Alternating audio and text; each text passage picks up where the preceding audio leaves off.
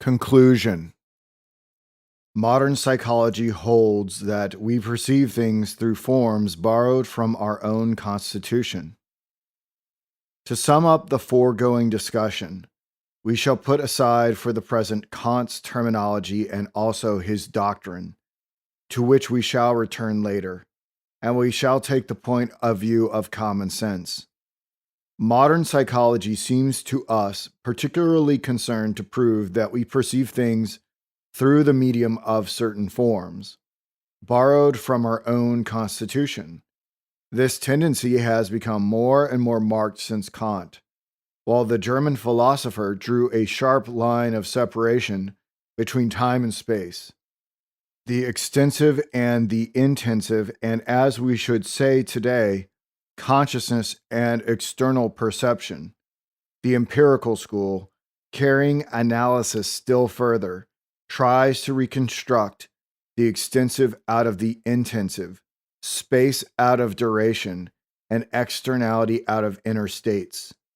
Physics, moreover, comes in to complete the work of psychology in this respect. It shows that if we wish to forecast phenomena, we must make a clean sweep of the impression which they produce on consciousness and treat sensations as signs of reality, not as reality itself. But are not the states of the self perceived through forms borrowed from the external world? It seemed to us that there was good reason to set ourselves the opposite problem and to ask whether the most obvious states of the ego itself, which we believe that we grasp directly, are not mostly perceived through the medium of certain forms borrowed from the external world, which thus gives us back what we have lent it. A priori, it seems fairly probable that this is what happens. For assuming that the forms alluded to into which we fit matter come entirely from the mind, it seems difficult to apply them constantly to objects without the latter soon leaving a mark on them. By then using these forms to gain a knowledge of our own person, we run the risk of mistaking for the coloring of the self the reflection of the frame in which we place it, i.e., the external world. But one can go further still and assert that forms applicable to things cannot be entirely our own work, that they must result from a compromise between matter and mind, that if we give much to matter, we probably receive something from it, and that thus, when we try to grasp ourselves after an excursion into the external world, we no longer have our hands free. To understand the intensity, duration, and voluntary determination of psychic states, we must eliminate the idea of space. Now, just as in order to ascertain the real relations of physical phenomena to one another, we abstract whatever obviously clashes with them in our way of perceiving and thinking. So, in order to view the self in its original purity, psychology ought to eliminate or correct certain forms which bear the obvious mark of the external world. What are these forms? When isolated from one another and regarded as so many distinct units, psychic states seem to be more or less intense. Next, looked at in their multiplicity, they unfold in time and constitute duration. Finally, in their relations to one another, and insofar as a certain unity is preserved throughout their multiplicity, they seem to determine one another. Intensity, duration, voluntary determination, these are the three ideas which had to be clarified by ridding them of all that they owe to the intrusion of the sensible world, and, in a word, to the obsession of the idea of space. Intensity is quality and not quantity or magnitude. Examining the first of these ideas, we found that psychic phenomena were in themselves pure quality or qualitative multiplicity, and that, on the other hand, their cause situated in space was quantity, insofar as this quality becomes the sign of the quantity, and we suspect the presence of the latter behind the former, we call it intensity. The intensity of a simple state, therefore, is not quantity, but its qualitative sign. You will find that it arises from a compromise between pure quality, which is the state of consciousness, and pure quantity, which is necessarily space. Now, you give up this compromise without the least scruple when you study external things, since you then leave aside the forces themselves, assuming that they exist and consider only their measurable and extended effects.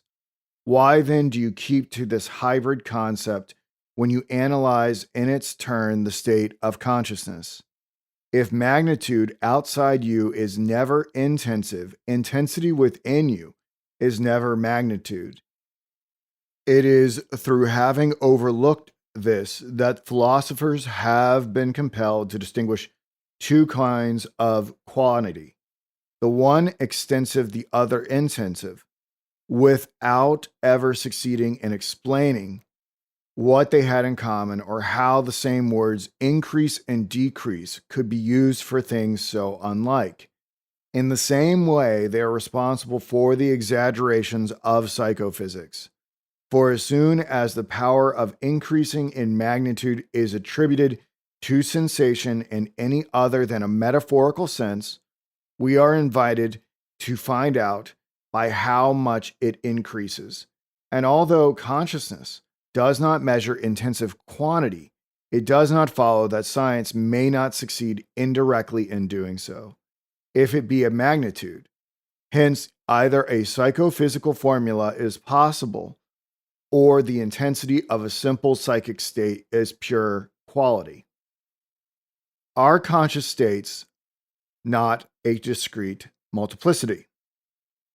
Turning then to the concept of multiplicity, we saw that to construct a number, we must first have the intuition of a homogeneous medium, viz. Space, in which terms distinct from one another could be set out in line, and secondly, a process of permeation and organization by which these units are dynamically added together and form what we call a qualitative multiplicity.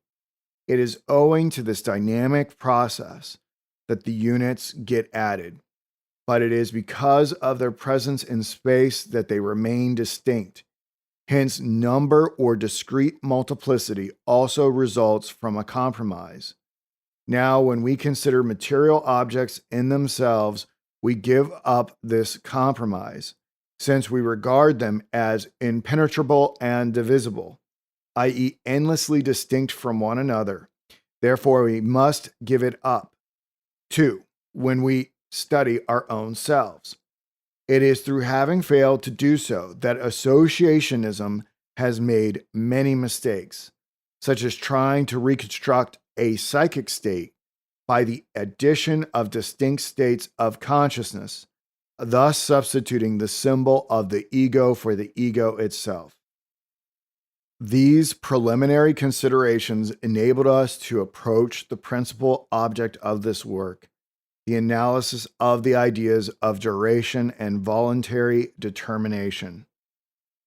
Inner duration is a qualitative multiplicity. What is duration within us? A qualitative multiplicity with no likeness to number, an organic evolution which is yet not an increasing quantity, a pure heterogeneity within which there are no distinct qualities. In a word, the moments of inner duration are not external to one another. In the external, we find not duration, but simultaneity. What duration is there existing outside us? The present only, or if we prefer the expression simultaneity. No doubt external things change, but their moments do not succeed one another.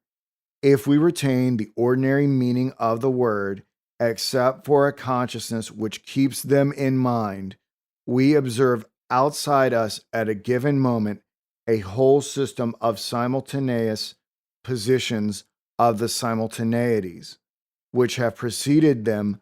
Nothing remains. To put duration in space is really to contradict oneself and place succession within simultaneity.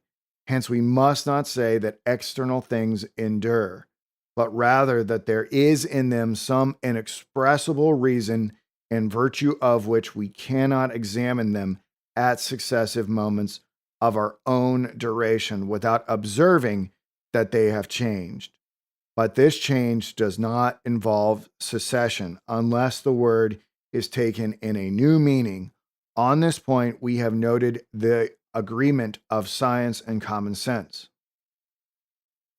Thus, in consciousness, we find states which succeed without being distinguished from one another, and in space, simultaneities which, without succeeding, are distinguished from one another, in the sense that one has ceased to exist when the other appears. Outside us, mutual externality without succession; within us, succession without mutual externality. The idea of measurable time arises from compromise between ideas of succession and externality. Here again, a compromise comes in. To the simultaneities which constitute the external world, and although distinct, succeed one another for our consciousness, we attribute succession in themselves. Hence the idea that things endure as we do ourselves, and that time may be brought within space. But while our consciousness thus introduces succession into external things, inversely, these things themselves externalize the successive moments of our inner duration in relation to one another. The simultaneities of physical phenomena absolutely distinct in the sense that the one has ceased to be when the other takes place, cut up into portions which are also distinct and external to one another, an inner life in which succession implies interpenetration, just as the pendulum of a clock cuts up into distinct fragments and spreads out, so to speak, lengthwise, the dynamic and undivided tension of the spring. Thus, by a real process of endosmosis, we get the mixed idea of a measurable time, which is space insofar as it is homogeneity, and duration insofar as it is succession. That is to say, at bottom, the contradictory idea of succession in simultaneity. As science eliminates duration from the outer, philosophy must eliminate space from the inner world. Now, these two elements, extensity and duration, science tears asunder when it undertakes the close study of external things. For we have pointed out that science retains nothing of duration but simultaneity, and nothing of motion itself, position of the moving body, i.e., immobility. A very sharp separation is here made, and space gets the best of it. Therefore, the same separation will have to be made again, but this time to the advantage of duration when inner phenomena are studied, not inner phenomena once developed, to be sure, or after the discursive reason has separated them and set them out in a homogeneous medium in order to understand them, but inner phenomena in their developing, and insofar as they make up, by their interpenetration, the continuous evolution of a free person. Duration, thus restored to its original purity, will appear as a wholly qualitative multiplicity, an absolute heterogeneity of elements which pass over into one another. The neglect to separate extensity and duration leads one party to deny freedom and the other to define it. Now, it is because they have neglected to make this necessary separation that one party has been led to deny freedom and the other to define it, and thereby involuntarily to deny it too. They ask, in fact, whether the act could or could not be foreseen, the whole of its conditions being given, and whether they assert it or deny it, they admit that this totality of conditions could be conceived as given in advance, which amounts, as we have shown, to treating duration as a homogeneous thing, and intensities as magnitudes. They will either say that the act is determined by its conditions without perceiving that they are playing on the double sense of the word causality, and that they are thus giving to duration at the same time two forms which are mutually exclusive. Or else they will appeal to the principle of the conservation of energy, without asking whether the principle is equally applicable to the moments of the external world which are equivalent to one another, and to the moments of a living and conscious being, which acquire a richer and richer content in whatever way, in a word, freedom is viewed. It cannot be denied except on condition of identifying time with space. It cannot be defined except on condition of demanding that space should adequately represent time. It cannot be argued about in one sense or the other except on condition of previously confusing succession and simultaneity. All determinism will thus be refuted by experience, but every attempt to define freedom will open the way to determinism. This separation favorable to physical science, but against the interests of language and social life. Inquiring then why the separation of duration and extensity which science carries out so naturally in the external world demands such an effort and rouses so much repugnance when it is a question of inner states, we were not long in perceiving the reason. The main object of science is to forecast and measure.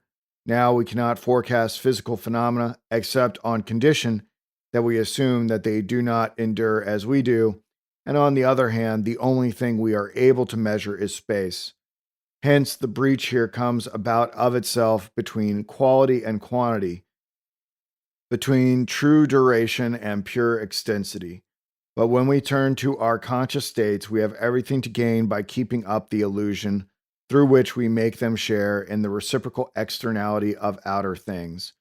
Because this distinctness and at the same time this solidification enables us to give them fixed names in spite of their instability, and distinct ones in spite of their interpenetration. It enables us to objectify them, to throw them out into the current of social life. Hence, two different selves: one, the fundamental self; two, its spatial and social representation. Only the former is free. Hence, there are finally two different selves, one of which is, as it were, the external projection of the other, its spatial and, so to speak, social representation. We reach the former by deep introspection, which leads us to grasp our inner states as living things, constantly becoming as states not amenable to measure, which permeate one another, and of which the succession and duration has nothing in common with juxtaposition in homogeneous space. But the moments at which we thus grasp ourselves are rare. And that is just why we are rarely free. The greater part of the time we live outside ourselves, hardly perceiving anything of ourselves but our own ghost. A colorless shadow which pure duration projects into homogeneous space. Hence, our life unfolds in space rather than in time. We live for the external world rather than for ourselves. We speak rather than think. We are acted rather than act ourselves. To act freely is to recover possession of oneself and to get back into pure duration. Kant clung to freedom, but put the self, which is free, outside both space and time. Kant's great mistake was to take time as homogeneous medium. He did not notice that real duration is made up of moments inside one another, and that when it seems to assume the form of a homogeneous whole, it is because it gets expressed in space. Thus, the very distinction which he makes between space and time amounts at bottom to confusing time with space, and the symbolical representation of the ego with the ego itself. He thought that consciousness was incapable of perceiving psychic states otherwise than by juxtaposition, forgetting that a medium in which these states are set side by side and distinguished from one another is, of course, space, and not duration, He was thereby led to believe that the same states can recur in the depths of consciousness, just as the same physical phenomena are repeated in space. This, at least, is what he implicitly admitted when he ascribed to the causal relation the same meaning and the same function in the inner as in the outer world. Thus, freedom was made into an incomprehensible fact, and yet owing to his unlimited, though unconscious, confidence. In this inner perception, whose scope he tried to restrict, his belief in freedom remained unshakable. He therefore raised it to the sphere of noumena. And as he had confused duration with space, he made this genuine free self, which is indeed outside space, into a self which is supposed to be outside duration too, and therefore out of the reach of our faculty of knowledge. But the truth is that we perceive this self whenever, by a strenuous effort of reflection, we turn our eyes from the shadow which follows us and retire into ourselves.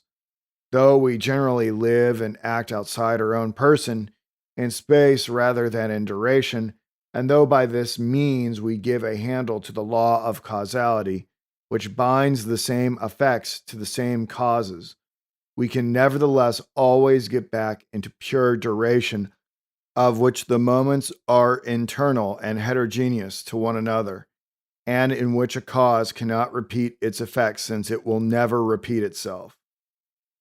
Kant regarded both space and time as homogeneous.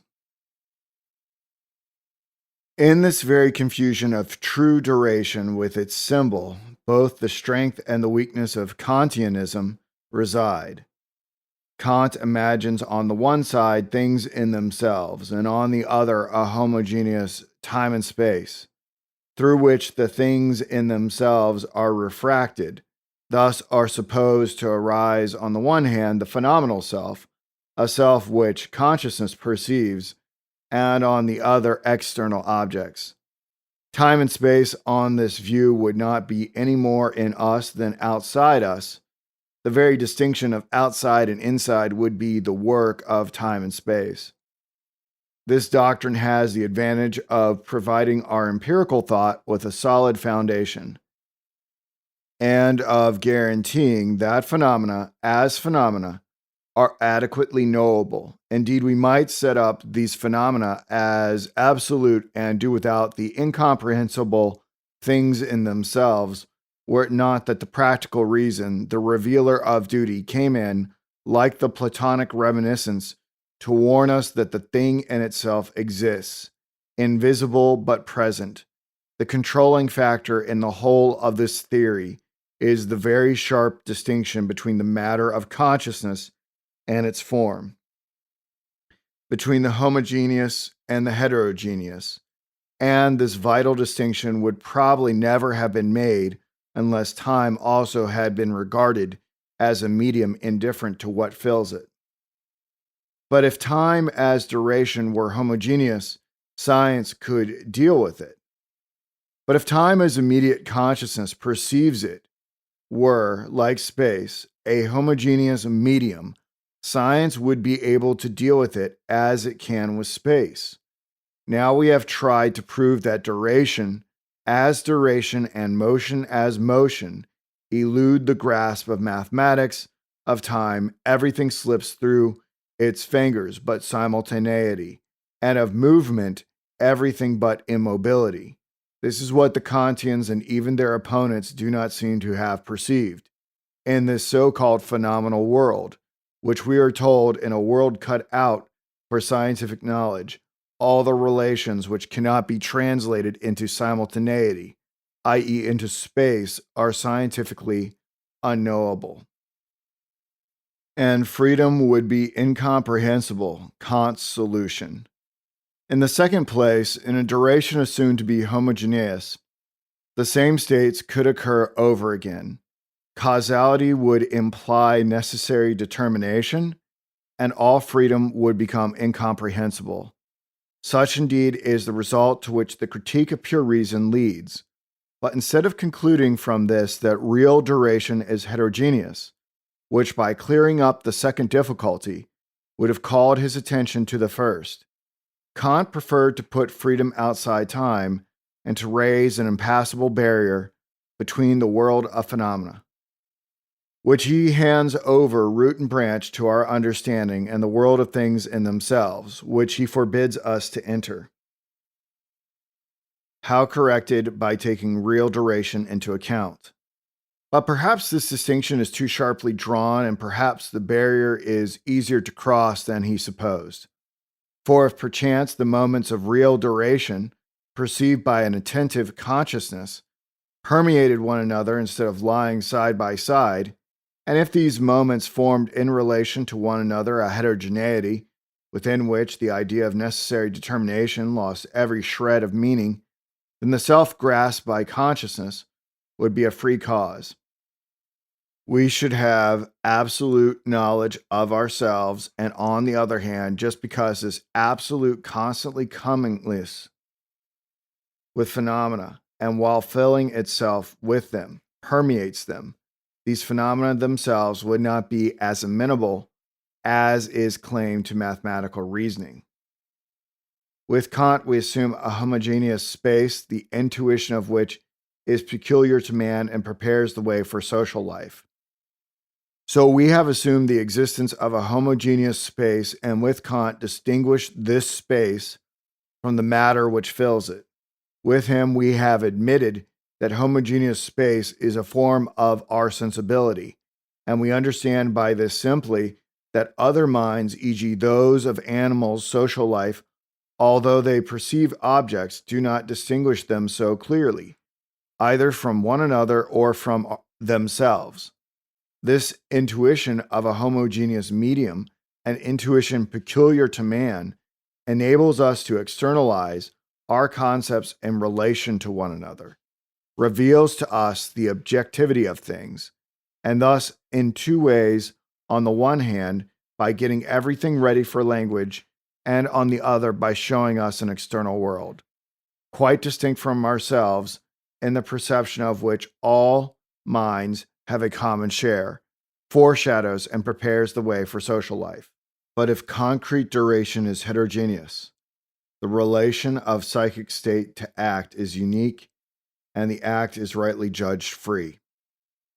Over against this homogeneous space, we have put the self as perceived by an attentive consciousness, a living self whose states, at once undistinguished and unstable, cannot be separated without changing their nature, and cannot receive a fixed form or be expressed in words without becoming public property. How could this self, which distinguishes external objects so sharply and represents them so easily by means of symbols, withstand the temptation to introduce the same distinctions into its own life and to replace the interpenetration of its psychic states, their wholly qualitative multiplicity, by a numerical plurality of terms which are distinguished from one another, set side by side, and expressed by means of words? In place of a heterogeneous duration whose moments permeate one another, we thus get a homogeneous time whose moments are strung on a spatial line. In place of an inner life whose successive phases, each unique of its kind, cannot be expressed in the fixed terms of language, we get a self which can be artificially reconstructed, and simple psychic states which can be added to and taken from one another, just like the letters of the alphabet in forming words. Now, this must not be thought to be a mode of symbolical representation only, for immediate intuition and discursive thought are one in concrete reality, and the very mechanism by which we only meant at first to explain our conduct will end by also controlling it. Our psychic states, separating them from each other, will get solidified, between our ideas thus crystallized and our external movements, we shall witness permanent associations being formed, and little by little, as our consciousness thus imitates the process by which nervous matter procures reflex actions, automatism will cover over freedom, It is just at this point that the associationists and the determinists come in on the one side and the Kantians on the other, as they look at only the commonest aspect of our conscious life. They perceive clearly marked states, which can recur in time like physical phenomena, and to which the law of causal determination applies, if we wish, in the same sense as it does to nature. As, on the other hand, the medium in which these psychic states are set side by side exhibits parts external to one another, in which the same facts seem capable of being repeated. They do not hesitate to make time a homogeneous medium and treat it as space. Henceforth, all difference between duration and extensity, succession and simultaneity is abolished. The only thing left is to turn freedom out of doors, or if you cannot entirely throw off your traditional respect for it, to escort it with all due ceremony up to the supra-temporal domain of things in themselves, whose mysterious threshold your consciousness cannot cross. But in our view, there is a third course which might be taken, namely to carry ourselves back in thought to those moments of our life when we made some serious decision, moments unique of their kind, which will never be repeated, any more than the past phases in the history of a nation will ever come back again. We should see that if these past states cannot be adequately expressed in words or artificially reconstructed by a juxtaposition of simpler states, it is because in their dynamic unity and wholly qualitative multiplicity, they are phases of our real and concrete duration, a heterogeneous duration and a living one. We should see that if our action was pronounced by us to be free, it is because the relation of this action to the state from which it issued could not be expressed by a law. This psychic state being unique of its kind and unable ever to occur again, we should see finally that the very idea of necessary determination here loses every shred of meaning, that there cannot be any question either of foreseeing the act before it is performed or of reasoning about the possibility of the contrary action once the deed is done. For to have all the conditions given is, in concrete duration, to place oneself at the very moment of the act, and not to foresee it. But we should also understand the illusion which makes the one party think that they are compelled to deny freedom, and the others that they must define it. It is because the transition is made by imperceptible steps from concrete duration, whose elements permeate one another, to symbolical duration, whose moments are set side by side, and consequently from free activity to conscious automatism. It is because, although we are free whenever we are willing to get back into ourselves, it seldom happens that we are willing. It is because finally, even in the cases where the action is freely performed, we cannot reason about it without setting out its conditions externally to one another. Therefore, in space, and no longer in pure duration, the problem of freedom has thus sprung from a misunderstanding, has been to the moderns what the paradoxes of the Eleatics were to the ancients, and like these paradoxes, it has its origin in the illusion through which we confuse succession and simultaneity, duration and extensity, quality and quantity.